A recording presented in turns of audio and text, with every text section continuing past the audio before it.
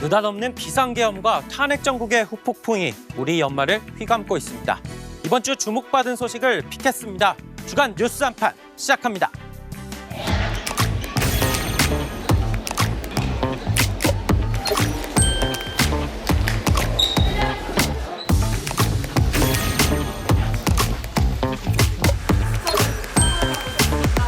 내부 내용 누가 상의했습니까?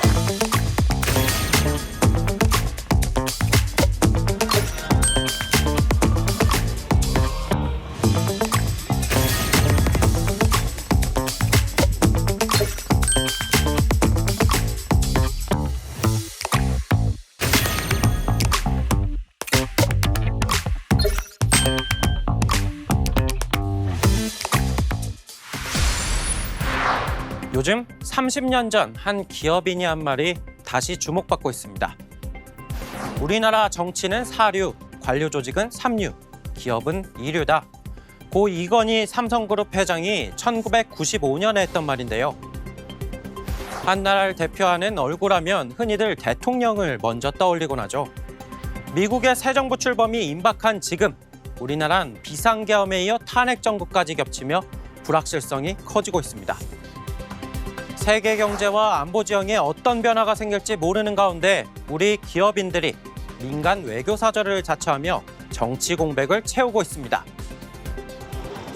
도널드 트럼프 미국 대통령 당선인의 장남 트럼프 주니어의 초대로 미국을 방문한 정용진 신세계그룹 회장. 트럼프 당선인이 재선을 확정지은 이후 국내 주요 정재계 인사 중 트럼프 당선인과 만난 건 정 회장이 처음입니다. 정 회장이 현지에서 만난 트럼프 당선인 측근들은 한국의 정치 상황에 대해 묻기도 했습니다. 한국 상황에서 관심을 표했고요. 네, 저는 그 사람들한테 대한민국은 저력 있는 나라니까 믿고 기다려달라. 저희는 빨리 정상으로 찾아올 거다. 리더십 공백으로 트럼프 당선인의 한국 패싱 우려가 나오는 상황에서 공식 소통에 첫 물꼬를 튼 정 회장. 이번 출장이 개인적인 친분에 따른 것이라고 거듭 강조했지만 정 회장의 대미 민간 사절 역할에 대한 기대는 점점 커지고 있습니다. 최태원 대한상공회의소 회장도 최근 세계 128개국 상공회의소 회장과 116개국 주한외국 대사에게 서한을 보내 한국 경제 시스템은 정상이라고 강조했습니다.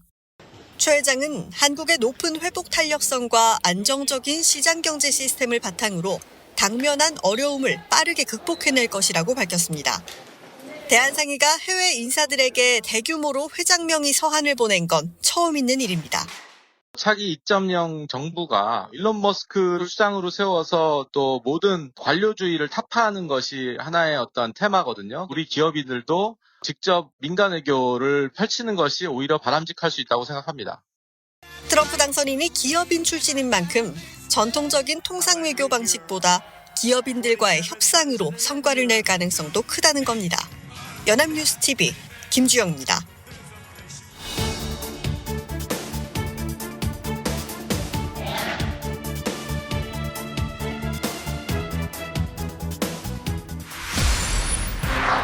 어떤 사건의 진실을 밝히는 결정적인 단서를 흔히 스모킹건이라고 부릅니다. 총을 쏘면 총구에서 연기가 나는 것처럼 누군가 총을 쐈다는 사실을 부인할 수 없게 만드는 증거란 뜻인데요. 2016년 국정농단 사건 당시 권력남용의 실체를 드러냈던 태블릿 PC가 대표적인 예입니다. 이번 연말을 뒤흔든 비상계엄 사태, 모의에 깊이 관여했던 것으로 알려진 노상원 전 정보사령관의 수첩이 진실을 밝혀낼 이 스모킹건, 결정적 단서가 되는 게 아니냐는 관측이 나옵니다. 이번 비상계엄 당시 군부대가 국회의원 등을 체포하려 했다는 의혹에 대해 윤석열 대통령 측은 줄곧 부인해왔습니다. 체포 채자도 얘기한 적도 없을 뿐만 아니라 하지만 내란 혐의로 검찰에 구속 송치된 노상원 전 정보사령관의 수첩이 최근 발견되면서 체포조 운영 의혹은 한층 짙어졌습니다. 수첩에는 정치인과 언론인, 종교인, 노조, 판사, 공무원 등을 열거하며 몇몇의 실명도 적혀 있었는데 이들을 수거 대상으로 지칭한 것으로 드러났습니다. 일각에서 사살 지시가 있었다는 언급이 나왔으나 확인되지 않았는데 노 전 사령관 수첩에서 이런 표현이 등장했습니다. 수거 대상이다라고 이야기를 하셨는데요. 사살이라는 표현이 있었습니까? 그치. 왜냐하면 제가 여기서 너무 피사 사실에 부합한다라고 보면 되겠죠. 부합합니다. 예. 북방 한계선에서 북의 공격을 유도한다는 취지의 메모도 나와 내란죄에 이어 외환죄 수사로도 수사 범위가 확대될 가능성이 커 보입니다. 앞서 야권은 김용현 전 국방장관이 취임 이후 북한의 오물풍선 살포 지점에 타격하라고 지시하고 평양 침투 무인기를 보냈다는 의혹을 제기하며 고발한 바 있습니다. 경찰은 해당 내용의 정확한 작성 시기와 취지를 파악하는 한편 김 전 장관과 윤 대통령 등의 외환죄 관련 법리도 검토하고 있습니다. 연합뉴스TV 김유아입니다.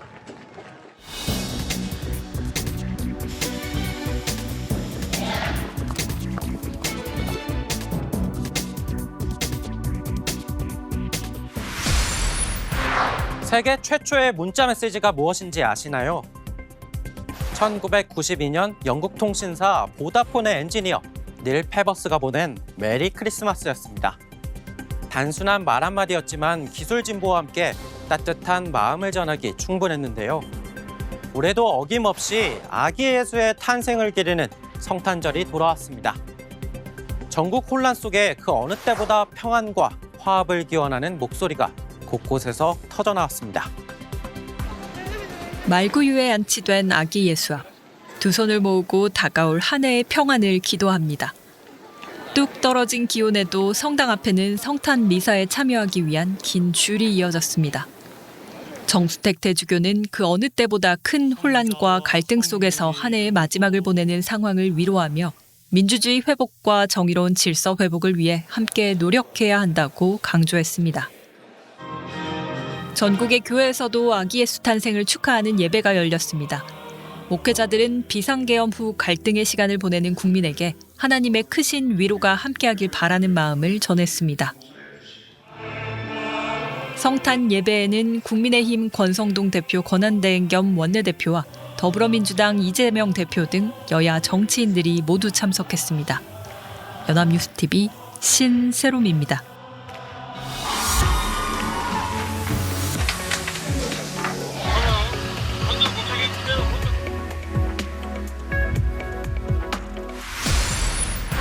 블랙박스라는 말 들어보셨죠? 항공기 등의 운항 기록과 조종사 대화 등을 기록, 보관하는 장치로 사고 원인을 밝히는데 결정적인 단서를 제공합니다. 내용은 밀폐돼 있어서 블랙박스라고 이름 붙였지만 실제 장치는 이렇게 사고 현장에서 쉽게 발견할 수 있도록 빨강색이나 주황색, 노란색으로 제작되는데요. 아제르바이잔 항공 여객기가 추락해 많은 사람이 목숨을 잃었습니다. 세대화 충돌부터 드론 공격, 러시아 방공미사일 오작동까지 각종 설이 난무하는 가운데 이번에도 블랙박스가 사고 원인 규명에 중요한 역할을 할 것으로 보입니다. 추락 순간 발생한 폭발로 기체가 화염에 휩싸였습니다. 성탄절 탑승객 30명 이상이 사망한 비극적인 사고였습니다. 곧이어 비틀거리며 걸어 나오는 승객들. 비행기 추락 사고로는 드물게 탑승객이 절반 가까이 생존했습니다. 생존자는 대부분 여객기 뒤편에 앉아 있었던 승객으로 추정됩니다. 추락 장소가 카스피해 해안의 넓은 해변이라 시설물과의 충돌이 없었고 구조당국이 신속히 화재를 진압한 것도 결정적이었습니다. 사고 원인을 놓고는 다양한 관측들이 나오고 있습니다. 사고 직후 셋대와의 충돌 가능성이 원인으로 제시됐지만 아제르바이잔 당국은 단정하기엔 이르다며 철회했습니다. 외신들은 특히 사고 당일 러시아 남부에 드론 공격이 있었고 인근 공항이 폐쇄됐다고 전했습니다. Qəzanın səbəbləri bizə bəllidir. Müxtəlif versiyalar var, hələ ki bu barədə. AP통신은 항공기 항로 추적 사이트를 인용해 사고 여객기가 강력한 GPS 전파 방해를 받았다고 전했습니다. 러시아 푸틴 대통령은 애도를 표하고 철저한 조사를 위해 적극 협조하겠다고 밝혔습니다. Специальных авиационных служб по всем вопросам, связанным с этой трагедией. 비행기 추락과 드론의 연관성은 아직 확인되지 않은 가운데 블랙박스 분석 등 추가 조사에는 시일이 더 걸릴 전망입니다. 연합뉴스 정래원입니다.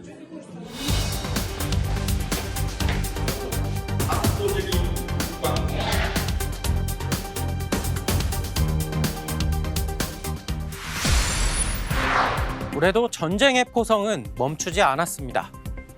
이제 중동 가자 지구의 전쟁은 3년째, 우크라이나와 러시아 사이 전쟁은 4년째를 맞는데요.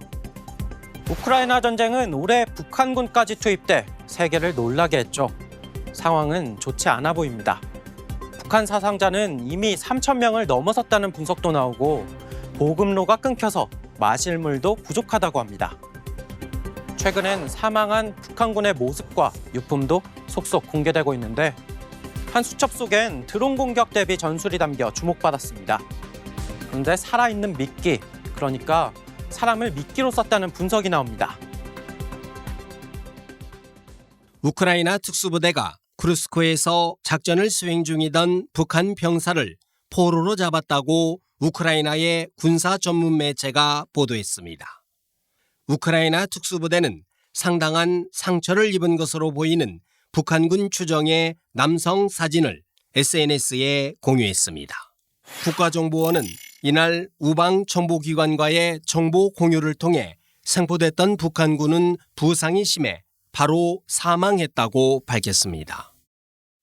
격전지에서 북한군 전사자 등 피해도 늘어나는 상황입니다. 우크라이나군은 쿠르스크 전선에서 북한군 부대가 큰 손실을 입었고 북한군이 보급 문제와 식수 부족 사태를 겪고 있다고 전했습니다. 앞서 젤렌스키 우크라이나 대통령은 북한군 사상자 수가 3,000명이 넘는다고 밝혔는데 이는 전체 파병 인력의 4분의 1에 해당하는 규모입니다. На Курщині є вже більше 3,000 поранених та вбитих північно-корейських солдатів. Росія їх просто утилізує у штурмах. Чому корейці повинні? 푸틴 러시아 대통령은 김정은 북한 국무위원장에게 새해 편지를 보내며 협력 관계 지속을 다짐했습니다.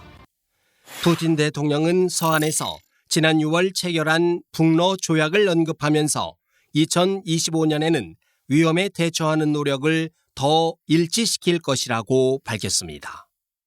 북한 조선중앙방송은 이례적으로 푸틴 대통령의 새해 편지 내용까지 공개했는데 이전과 달라진 북러 관계를 과시하기 위한 의도로 풀이됩니다. 연합뉴스 TV 윤석입니다. 심야 국무회의를 거쳐 내용을